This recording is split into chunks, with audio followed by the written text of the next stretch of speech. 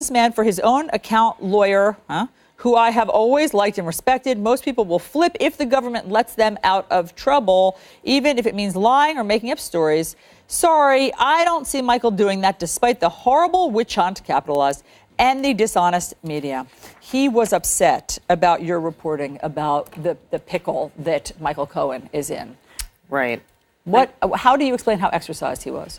Well, I think that this is a topic, as we've discussed here over several mornings, is one that is hitting a nerve with him. I think that he and his lawyers are very anxious about the Southern District investigation into Michael Cohen. That is right now more of an imminent threat than the Robert Mueller special counsel probe is. The president, look, the story was really not about destroying their relationship. The president has destroyed their relationship pretty handily on his own over a very long period of time, and that is what the story was about, which is that he has been. He is abusive, according to almost everyone I speak to most people in his orbit, and family is not accepted from that. But he is particularly abusive to Cohen over the years. And then the question becomes, does that come back to haunt him?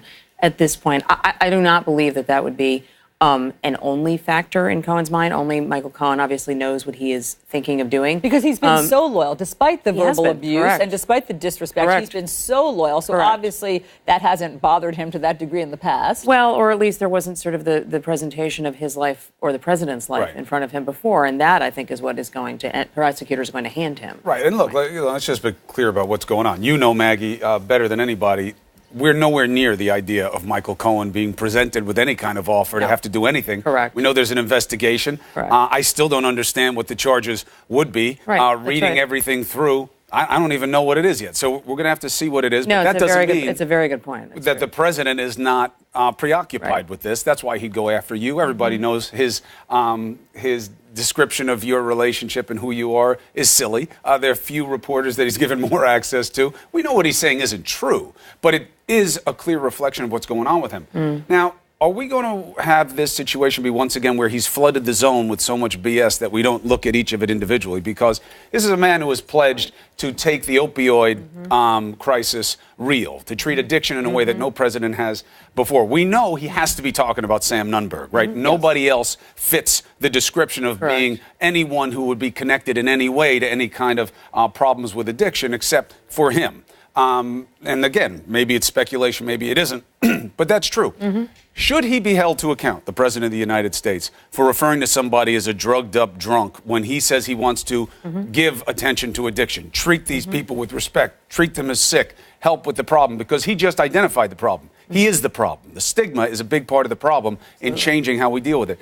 I know all the other stuff is great political intrigue, but should we focus on that? I totally agree with you. Yes, we should. I mean, this is somebody who, a huge driver for his election, both in the primaries and in the general election, was concern about the opioid crisis, the spread of addiction, the lack of treatment, the lack of options. He was very good at going to events and sort of sounding a note of compassion, calling someone a drugged up loser on Twitter, and especially then creating this kind of, who is it? Is it Sam Nunberg? Is it someone else game? That is the opposite, and that is something that people who have been working in the field of addiction for a very long time have been trying to push back against. When it comes from the President of the United States, it is a fundamentally stronger message. And it is, as we know, I mean, I think this is the reality, Chris, that you're pointing to, and it's an important point. This is how he really feels, what he's about addicts. You know, we know that he had a brother who died of alcoholism. We know that he considers addiction to be weak. Whatever he says to people when he is either dealing with people who have lost children, as he did recently in New Hampshire, to opioids, or when he is trying to sound as if he is focused on this crisis, that is very revealing, to say what he said. He's obviously very exercised as well about what's happening with James Comey, the book tour, and the memos that were released that James Comey had written after meeting with Donald Trump. So here's another tweet. James Comey illegally leaked classified documents to the press in order to generate a special counsel. Therefore, the special counsel was established based on an illegal act. Really? Does anybody know what that means? I mean, I don't know that he knows what that means based on that tweet, because we don't actually know that what Comey did was quote unquote illegal. We do not know whether there was classified information that should have been, that was retroactively classified. The Inspector General's looking that into is being it. looked at. Well, there's a big difference between something being looked at and something being done. But- the same way there is a big difference between a country saying they're going to denuclearize and actually saying that. For sure, and we're going mean, to get to that. yeah. But that is what triggered the special counsel. He's right about that. That James Comey handing over the memos to a friend. Well, Rosenstein No, I was going to triggered the say special that's counsel. not true. Yeah, there were the memos were part of it, but the fact that the president fired Comey in what the deputy attorney general clearly was concerned was at least partly politically Yep. motivated, partly personally motivated.